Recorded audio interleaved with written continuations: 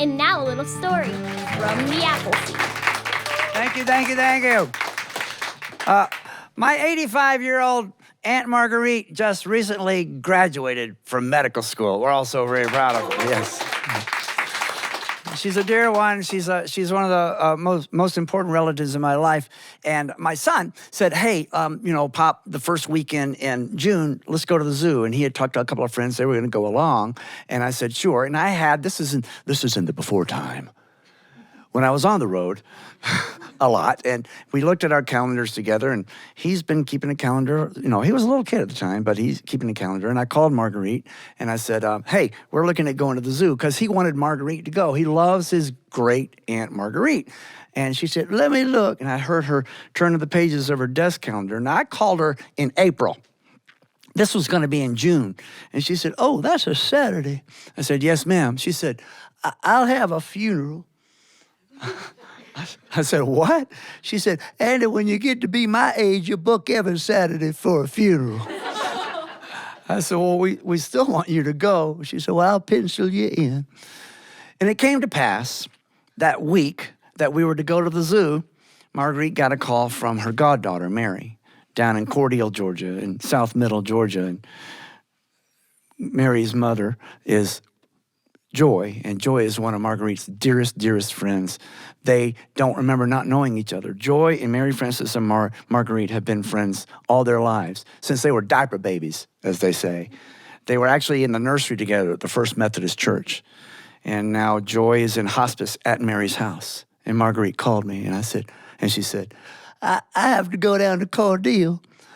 Joy's in hospice at Mary's house. I said, well, okay, so you want me to carry you down there? In the South, that means transport in a motor vehicle. I want to be clear. It was not, she ain't heavy, she's my head. That's none of that, okay.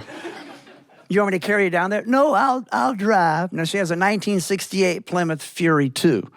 It's the last car my Uncle Charles gave her before he died, because he hasn't given her any cars since. And she always changed the oil. If she's going to go more than 75 miles, she gets an oil change. This is the showpiece of our Chrysler place. They love this car. She loves this car. She got in her car, and she started heading down. I told her to make sure she had her phone on, make sure she plugged it into the cigar lighter, and, let me know if there's a problem, and check in when you get gas and stuff. I will. And she started making her way down I-75, but then she wanted to take the old road because she was feeling sentimental. So she got on Highway 41. Yes, the same highway where Greg Allman was born in the back seat of a Greyhound bus. Boy, that joke does not land outside of the South.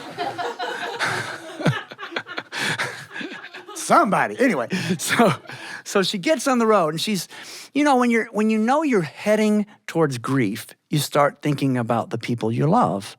And she started thinking about her daughter, her only child, my cousin, Francine. Francine is a medical researcher in Cambridge, Massachusetts. Francine likes being from the South. Francine has 2 PhDs. One's in chemical, biological chemistry, biology. What do you call that? Chemical biology. But it's one of them things. And I don't even know that she's a medical researcher because, she couldn't actually be a physician because she would have to deal with people. She suffers with HDD, humor deficit disorder. When she was smaller, my Uncle Charles loved Shakespeare. He would quote Shakespeare out of context. And Francine was always embarrassed and never amused by Uncle Charles when he did Shakespeare. He had 2 dogs, one named Prince and one named Spot, right? I know, the most unoriginal dog. Do not cover your mouth when you laugh. That is rude. We went over this.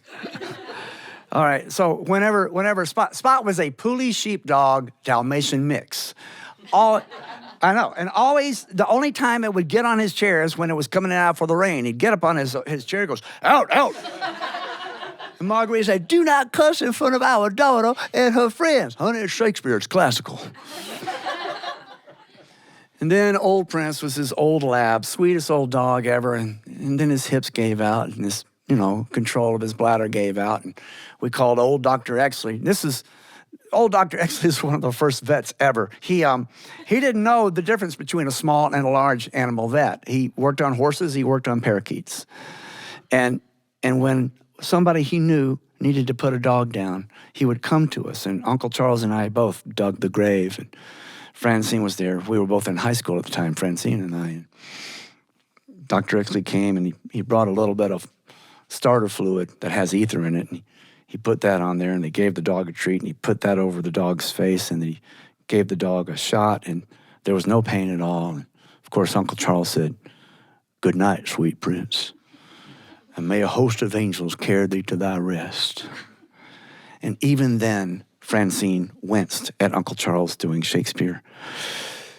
Francine had a friend named Dan, and Dan and Francine were both in the flute section of the band, and she went to Dan's farm. His dad was a cattle farmer, beef cattle, and she met one of the cows. They just walked up to the fence, and Dan pulled up some weeds, and the cow took it out of his hand, and Francine petted the cow on the nose, and the cow went like that. And from that moment on, Francine never ate meat, never used leather, stayed away from all animal products. In fact, her daughter, Drusilla, there are very few pictures of Drusilla that Francine took. The only pictures of Drusilla were taken by my Uncle Charles and Aunt Marguerite, because back in the day, young people, that would require film. Film requires gelatin. Yeah, I know. In the before time. Yes. Film requires gelatin, and gelatin is an animal byproduct. So she was thinking about Francine. She has a tough relationship with her. And as she drove, she came by this field with little red dots all through it. It was beautiful. And there was a little hut there. And that hut had spray painted on the side, pick your own strawberries. And that's a big thing where I live, is stopping to get strawberries. Can y'all do that around here? Maybe. Okay, I don't know. But it was amazing. It was just an ugly, ugly little piece of writing. It was done with spray paint, all in one stroke. She pulled the car over.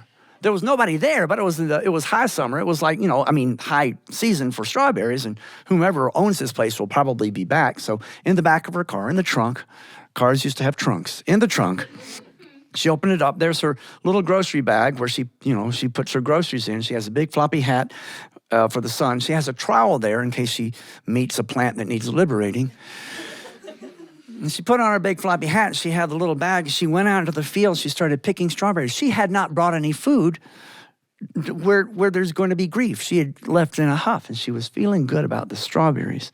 And she put the strawberries in the bag, and this mean old man came at her with a truck. Now, she knows that she was older than this mean old man, but she remembers childhood, and she knows the look of a mean old man. He was scowling through the dusty windshield of this old truck, and he got out. It was the kind of truck where you slammed the door, and it bounced open again, and he cursed and slammed it again and said, "What are you doing?" She said, "I'm picking strawberries." "Didn't you see the sign?" "Yeah, it said pick your own strawberries." "That's right, these are my strawberries. Go get your own." She's never stolen anything in her life. She didn't know what to do. She can't put them back. She gets in the car, and she had heard the term pedal to the metal, but she had never done it. And when she did, she kicked up all that red dust. And when the tires hit the pavement, they made noise. They went, "Arr!" And she was scared to death. She was ready for him to call the cops. And she was listening for, and she's ready to old lady as hard as she could. "Is there a problem, officer?"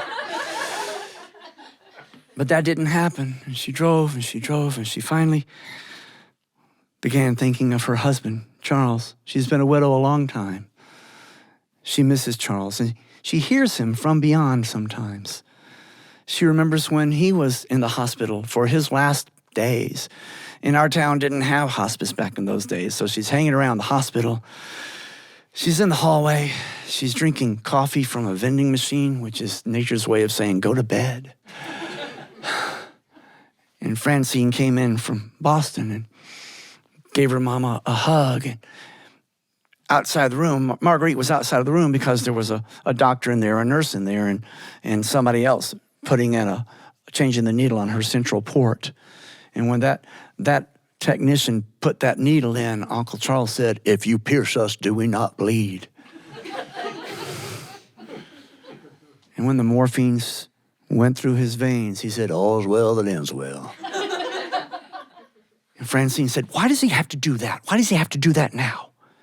And Marguerite said, sugar, don't you know anything about your father? Don't you know this by now? Your dad is a show-off. Uncle Charles heard that. He said, is that Francine? Francine, get in here. Francine walked in. He had lowered the bed. He had the remote control for the bed. Patted the bed so she could sit on it. He raised it.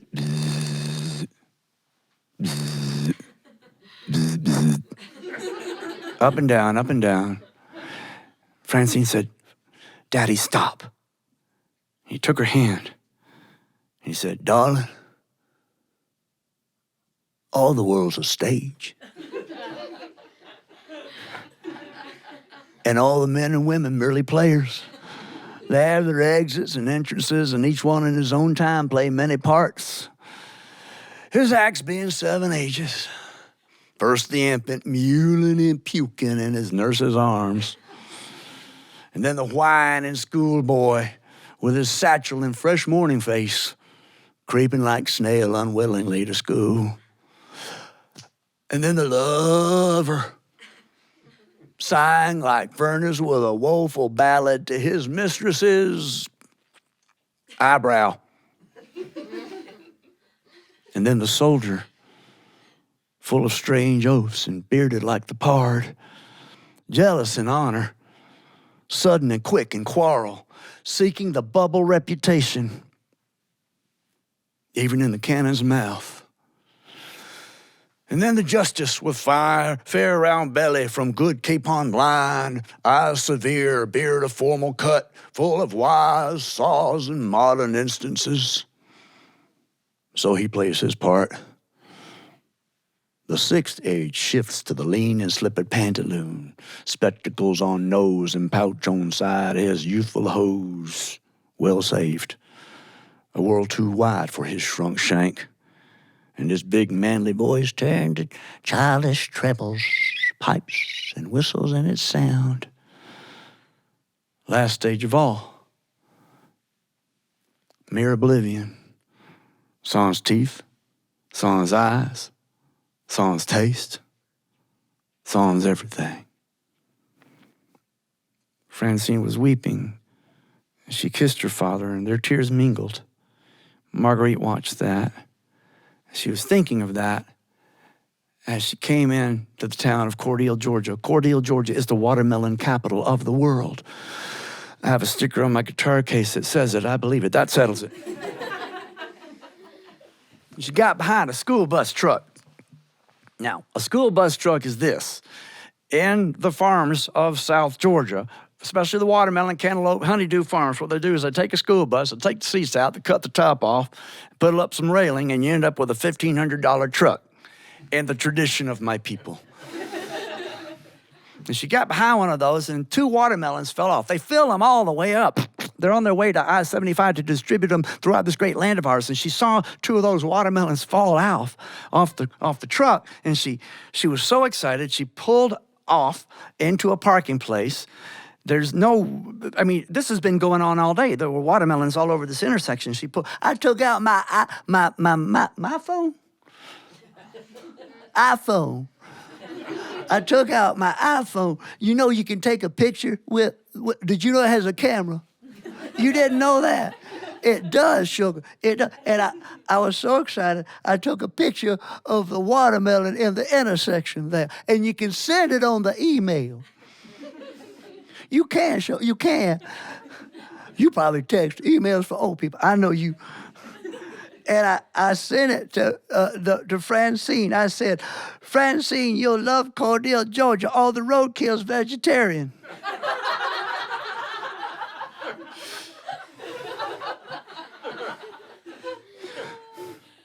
She stopped by the farmer's market. She bought a couple of watermelons to bring something. And then she arrived just behind the carport of Mary's house. I worked a gig with Kuniko Yamamoto. You might guess she's Japanese. She's from Osaka, and we did a gig together in Philadelphia. And she said there's a word that Japanese people say when they enter a house, if they don't live there, but they're welcome guests, and they don't have to knock. And then Kuniko said, there's no such word that's the same as English. And I said, oh, au contraire. Where I'm from, that word is woohoo.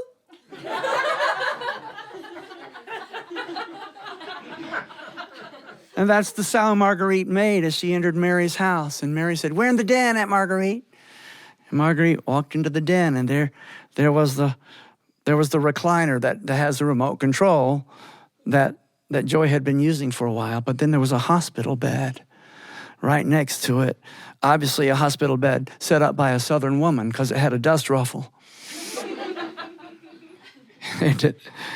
And it had little white Christmas tree lights going up and down the IV pole. And they were watching the baseball game, the Braves versus the Rockies. Watching the game, and Marguerite went to the bathroom, came back and sat in the recliner and reclined it, played with it a little bit, and held hands with her old dear friend Joy. And they watched the game together. And baseball is a good game for conviviality. You can talk or you can not. You can talk about the game or not. And these two women did not need to chat. They knew each other so very well. And they watched the game. And late in the game, they were discussing how happy they were that Chipper Jones had retired outright and did not become a designated hitter for the American League, which is an abomination. And late in the game, Joy said, Dolly, it's the 8th inning, and we're down by 7 runs. Marguerite said, I see that. And Joy said, I'm running out of outs. Marguerite is honest with her friend. I know. I love you. I love you too. And when the game was over, Marguerite became aware that Mary was rubbing her shoulders. Marguerite picked up the remote control and said, Mary, catch me. Until she was standing up, but she didn't have her sea legs yet. And Mary held on to her, and Marguerite said, Mary, do me a favor. I know you have one of those Keurig. Would you make me some coffee while I go to the bathroom? And Mary said, what? It's bedtime. It's 10:30 at night. Well, no, I'm going to go home, and would you make me some coffee, please? I have a long drive. You're not going home tonight. There's a bedroom here. You know you're welcome. I know I'm welcome. I know who my people are, but you need the room. I have been here. Please. And Mary did, and Marguerite came out of the bathroom, and there it was. And she got in her 1968 Plymouth Fury. She stayed on I-75 this time. It's easier to find a restroom. She fell into bed when she got home, and at 8:15 in the morning, her phone went off. And it was Mary, and Joy had died in the night. So, she decided she needed to do something ordinary. She went to the sink, and she was embarrassed to see that there were dirty dishes in the sink. And she has a dishwasher, but she wanted to do them by hand. Of course, there was nobody there to be embarrassed in front of, but still, I felt ashamed. So it was a double sink. She filled up the sink with hot water. When the water was hot, she put on her Playtex living gloves, which come to life at night. She stopped up the sink. She pulled out the dishwashing liquid. She put a little in the dishwashing liquid, and she, bless you, darling. And she plopped the bottle on the counter, and one bubble came out of the bottle. Teeny little thing. She watched it without language. It rose, and then it came and touched her on the ear, and she could feel it. How could she feel something so small? One little bubble of joy. It caught the thermal of the hot water in the sink, and it rose again, and it went behind her to the schoolhouse globe that illuminated the kitchen. She lost it in the light, and she said, Bye, Joy. Because she is a scientist, she took the bottle, made the exact same motion, squirted some in, plopped it on the counter. No, just a little bit of liquid on the plunger cap there. So, she took off her gloves. She turned off the water. She went and got her phone, She called me, and she said, I'm going with y'all to the zoo on Saturday.